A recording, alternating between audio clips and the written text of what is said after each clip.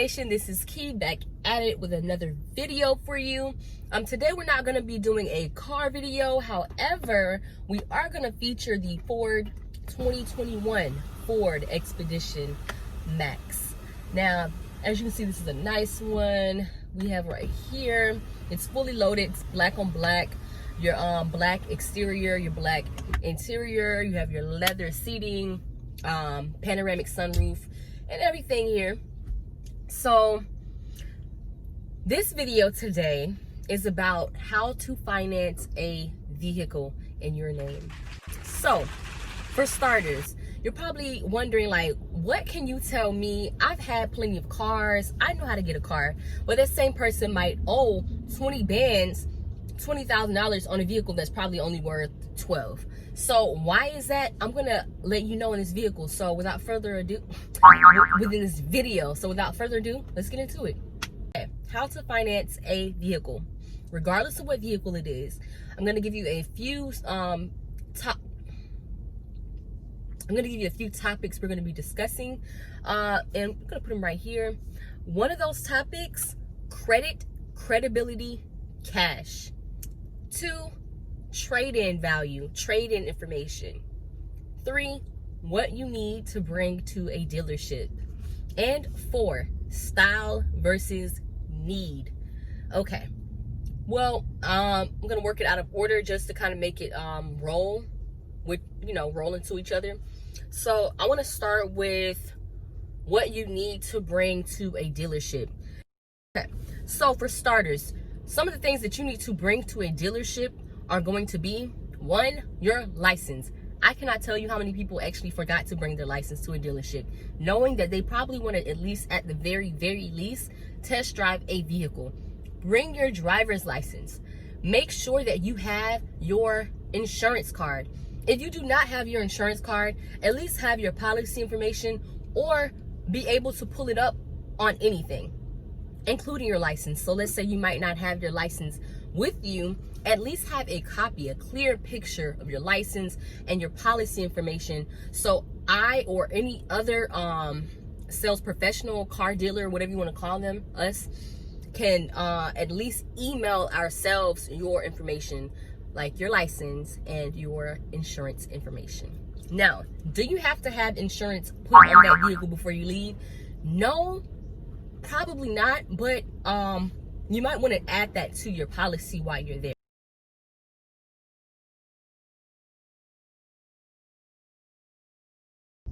Now, one thing I did forget to mention that you're gonna need is check stubs. If you know that you're in a situation or a bind to where you might have to show proof, there's that credibility again, bring 2 of your most recent check stubs.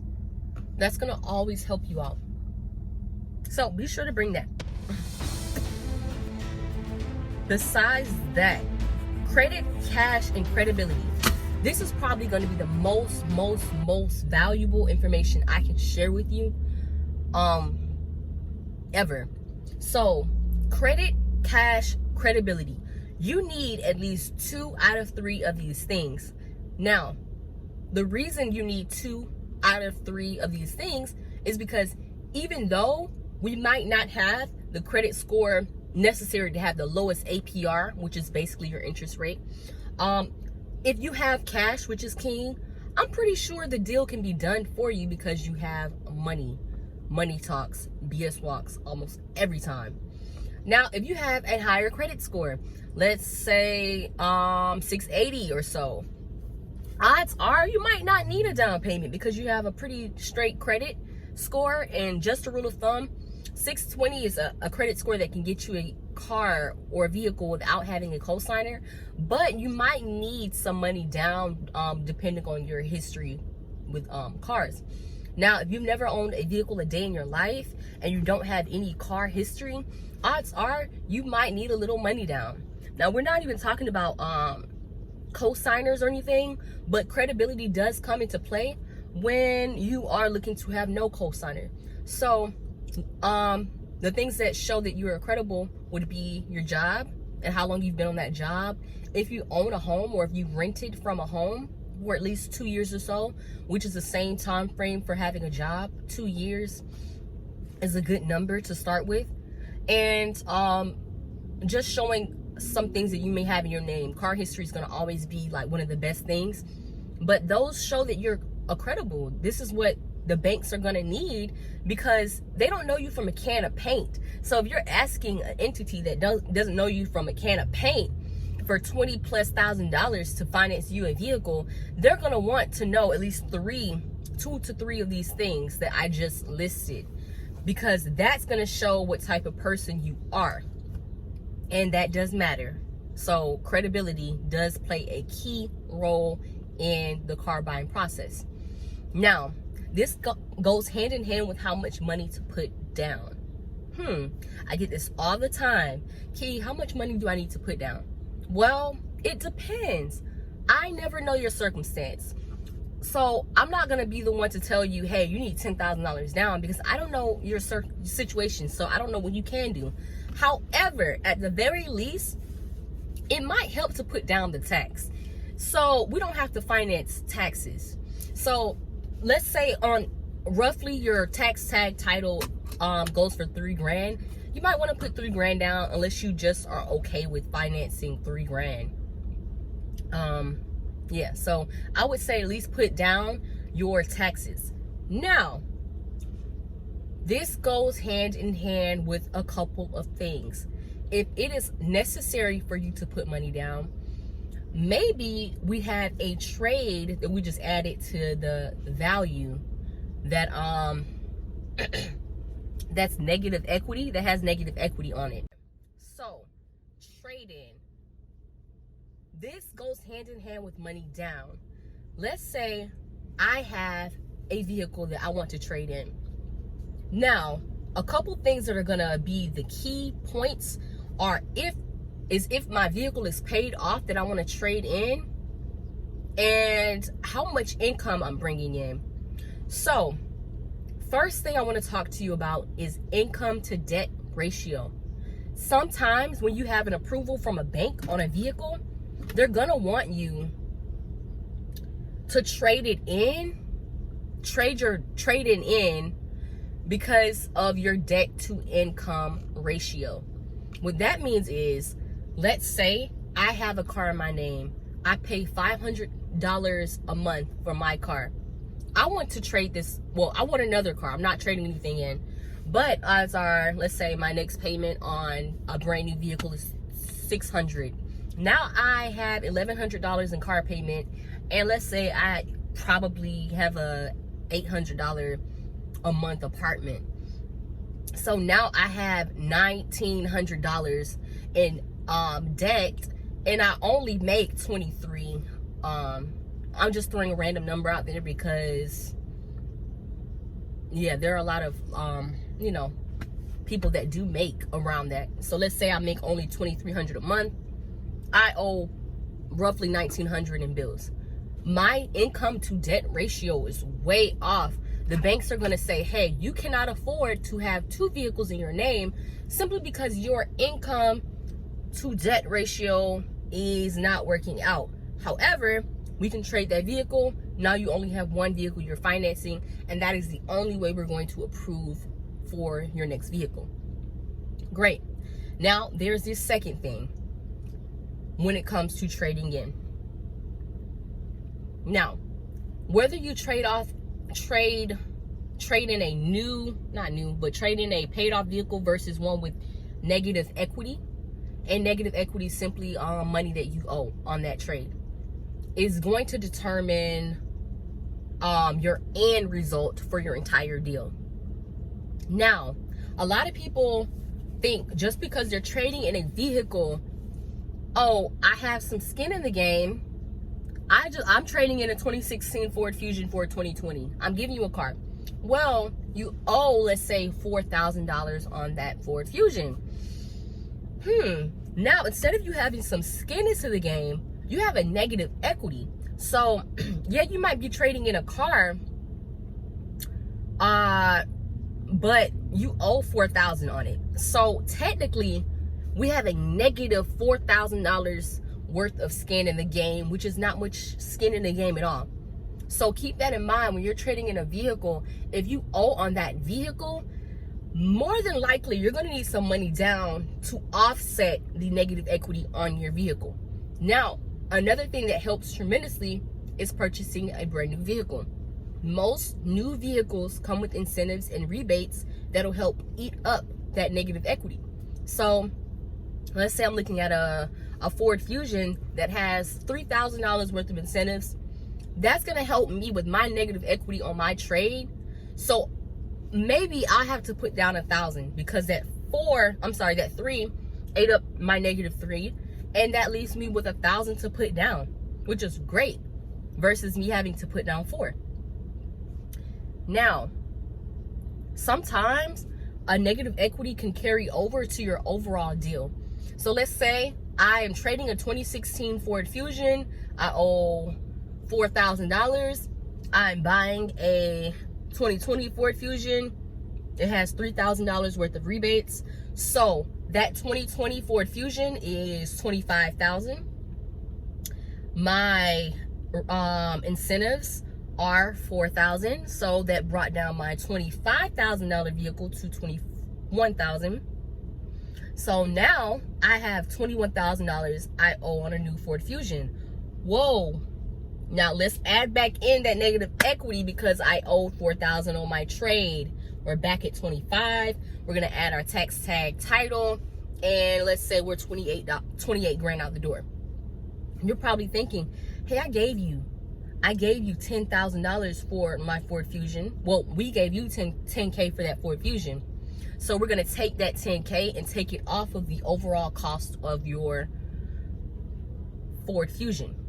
But when the bank, this was tricky, when the bank approves you of a set amount, that amount also is going to cover that negative equity. So let's say the bank approved us of $30,000. I owe $4,000 on this Ford Fusion. That's taking away from the overall cost of my new vehicle. Hope I'm not losing anyone. And it's taking away from the overall cost because we owe this. And being that the bank is going to give me this, that means I only have this much space, this much room for a new vehicle. So keep in mind, when you have a vehicle that you're trading in with negative equity, it's going to carry over to the overall cost of your vehicle. However, you should only be financing what you owe, because the money that was given to cover the deal from the bank, whichever bank approves you, is going to cover the cost of what you owe on that vehicle, on your trade. Okay, so while editing this video, I realized I was probably slightly off on the numbers, and I really do not want to lose over half of my audience over that. So I want to make sure that you are aware how financing works. So just to recap, using our rebates, our vehicle that we are purchasing, our 2020 Ford Fusion, is $25,000. We're taking off $10,000 because we earned that in our trade appraisal value. So now 25K is 15K. Boom. We're taking off an extra $3,000 because we earned that for purchasing a new vehicle in rebates / incentives. So 15 is now $12,000. Now we have to add back our negative equity from our trade because we still owe money on that trade. So 12 just went back to $16,000. Okay, now our tax tag and title must be added back in. Now we're at $19,000 on a brand new 2020 Ford Fusion out the door. Okay, if we were to have no incentives, all you would have to do is add an additional $3,000 back to the number, which would be $22,000 out the door. But if we do have $3,000 worth of incentives, just an example, that would be $19,000 out the door. I hope that clarifies everything for you. Oh, trading in a vehicle. If you decide to trade in your vehicle, be sure that you have these few things: the exact mileage on the vehicle that you're trading, your VIN number. Especially if the vehicle is not present, that's fine.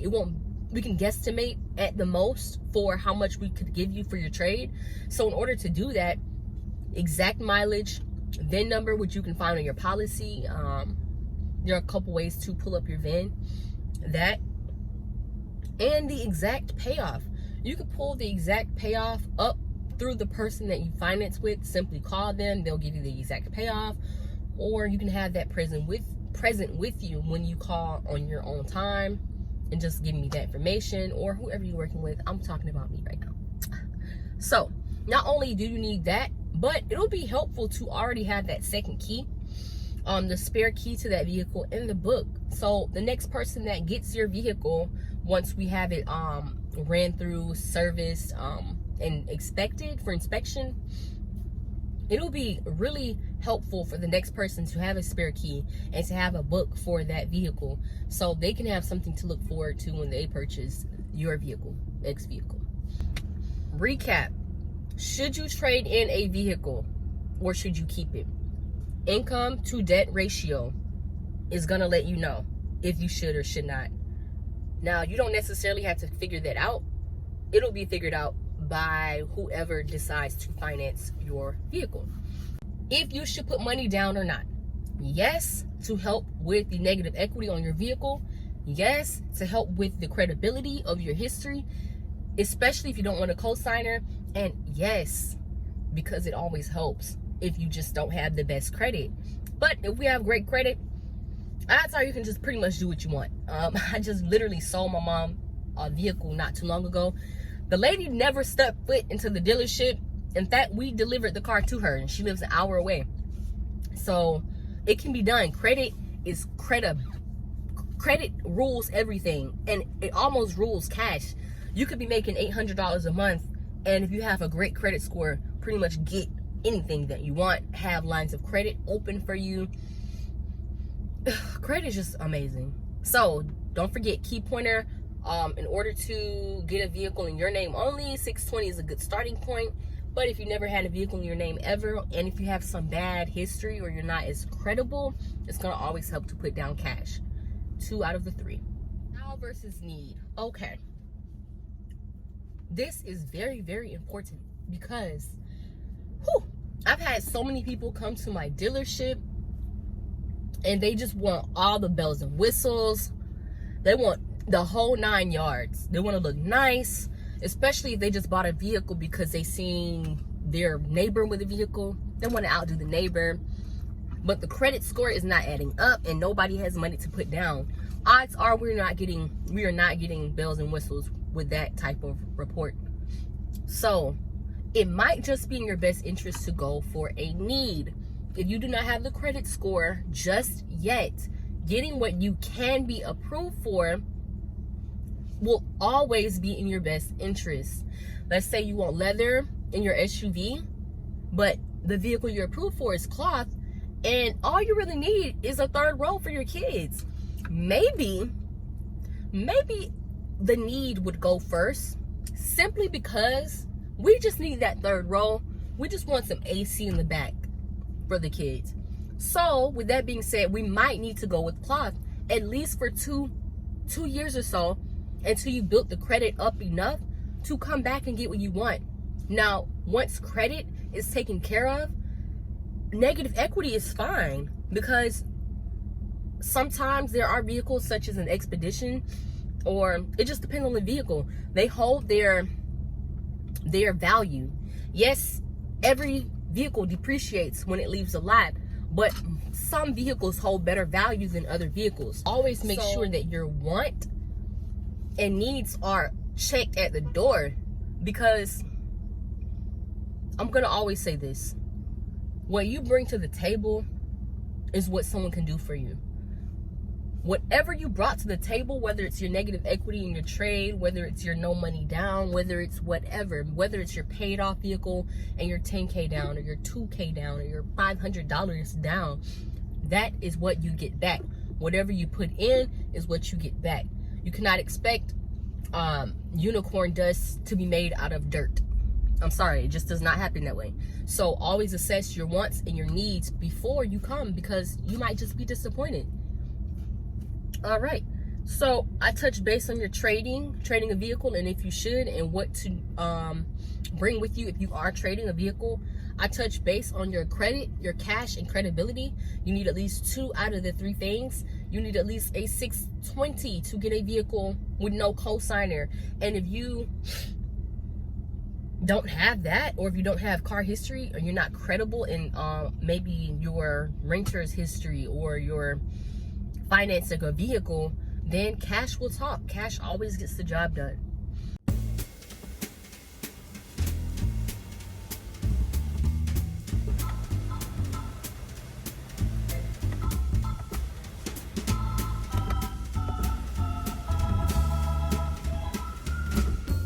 Okay, so before I forget, just one more add-on when buying a certified pre-owned vehicle.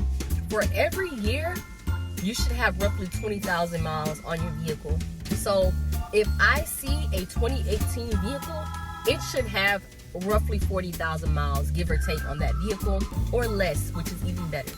If I see a 2016, how many miles should I have on that vehicle? You're right, boom, 80,000 miles, or give or take, or less on that vehicle. You can finance with someone else. You can finance with your personal bank. I don't mind letting you know that. It's not a secret. Everyone knows. You can finance with your own bank or whoever. However, is it a better deal to finance with your bank or someone else other than the dealership? Most of the time, you're not really getting a better deal. So there are some manufacturer warranty on certain vehicles that are under 100,000 miles. So be sure to have that information on the vehicle that you're looking at. If it's certified pre-owned, there just might be some warranty left from the manufacturer. But if it's brand new, it's gonna have all the warranty from basic train to everything you need that will cover 3-5 years, depending on the amount of warranty. Now, even though certain vehicles, such as certified pre-owned vehicles, do not have warranty, that's fine, because we can add warranty in finance. Now, speaking of warranty, be sure that you add gap insurance to your policy. Your warranty information. So, for those who don't know, and I promise you, somebody's gonna hear this and be like, oh my God, I wish I would have known that before I bought this car. Gap insurance, if you get nothing else, be sure to get Gap. Gap will cover all of the equity on your vehicle that is not paid off if something happens, God forbid. If you were to get in an incident, or let's say your car was parked perfectly fine and something just hit it, boom. Guess what? If you have Gap insurance, the bank or whoever you finance with is gonna write a check to cover the leftover equity on your vehicle. So you don't owe anything because you have Gap insurance. And Gap is there to protect you from losses that you cannot afford. Period. Okay, so that pretty much concludes this video. Thank you so much, Like Nation, for tuning in. I hope you got some very valuable information from what I shared with you today. If you didn't take notes on some of the things that I threw out, be sure to rewind this video and take some notes. Note takers are money makers, so be sure to take notes. And if you know anyone who's looking to buy a vehicle in the future, be sure to pass this video to them so they know how to purchase their next vehicle. If you have any questions, be sure to drop it in the comment section below, and I'll be more than happy to answer them for you. Happy New Year to everyone out there. I hope everyone enjoyed their holiday, and the very best of luck to you for this next year right here. So thank you so much, Like Nation. See you soon.